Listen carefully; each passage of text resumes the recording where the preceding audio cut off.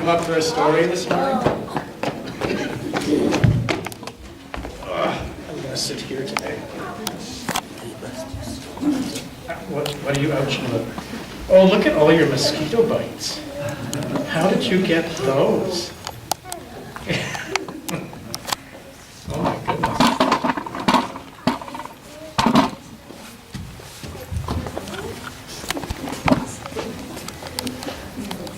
Ouch. Hi, Theo. Come on, have a seat. I have a story to tell you this morning that I haven't told you before, and I have to start by telling you a little bit that happened that made this story be written. There was a country, and the people in the country didn't get along, and they started to fight each other, and eventually they went to war against each other. And so their own towns and cities were being bombed, and people were being killed and hurt. And when it finally ended, the people of that country that won, if you could call it winning, built all new homes on in the best part of the country, and they put up a barbed wire fence right through the middle of the country, and all the people that lost lived on that side. And on that side, the houses were all destroyed, the fields were all destroyed, there was very little to eat, and life was really difficult. And this story is about a little boy that's on that side of the fence, and it's called A Child's Garden. So you can see here, oh yeah, this one is, oh no, it is not, so I'm showing them the first one. See how everything is destroyed here? And there's a fence, and this is where the people live that have everything. The boy saw it after a night of rain, a speck of green in the rubble, peeping up toward the sunlight. He moved some broken bricks so that nothing would fall and crush the tiny plant. Can you see the tiny plant? Yeah. He didn't know what sort of plant it was, a flower or a weed. He just knew it would have to struggle to survive. The boy searched around and found an old can that held a little rainwater. He brought it to the plant. "Drink up," he whispered. "Drink up." The sun was climbing in the sky, and the boy gave the plant shade with some old sacking and wire. See how he's built a little shelter to shade the plant. The boy's world was a place of ruin and rubble, ringed by a fence of barbed wire. In the hot, dry summer, the air was thick with dust. Faraway hills shimmered in the haze. The boy knew that cool streams flowed in those hills. He had once gone there with his father, but now the hills were on the wrong side of the wire. Over the following weeks, he cared for his secret garden. Soon the green tendrils reached to the high barbed wire fence. Now the boy could tell it was a vine, a grapevine. It spread along the fence and gave shades to its own tender roots, which in turn sent out more shoots.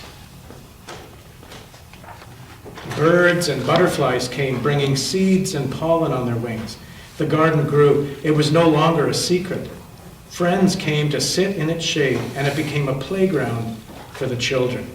That's a big one. Isn't that a big vine? That's amazing.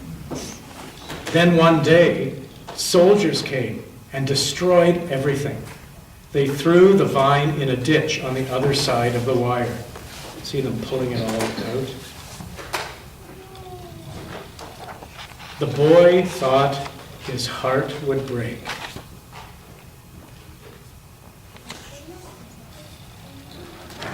Winter came. The boy and his family shivered in the cold and damp of their ruined home. Spring came late. After the first night of rain for weeks, the boy noticed green shoots all along the ditch. Some seeds from his vine must have survived the winter. He worried about the new shoots. He couldn't get close enough to water them. They were on the other side of the wire. See, they're going on the other side.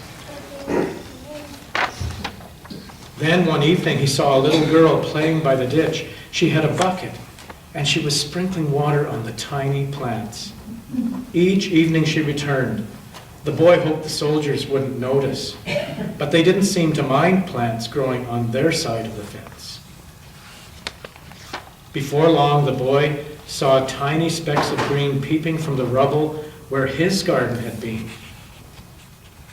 "Look," he yelled, "come and see, my vine has come back."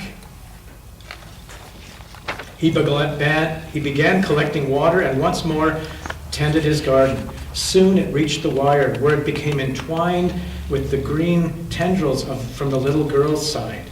The two of them were starting to come together. The barbed wire disappeared under leafy shade, and the new garden became home once more to birds and butterflies. "Let the soldiers return," thought the boy.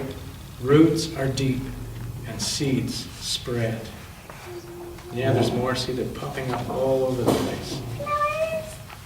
One day, the fence will disappear forever, and we will be able to walk again into the hills.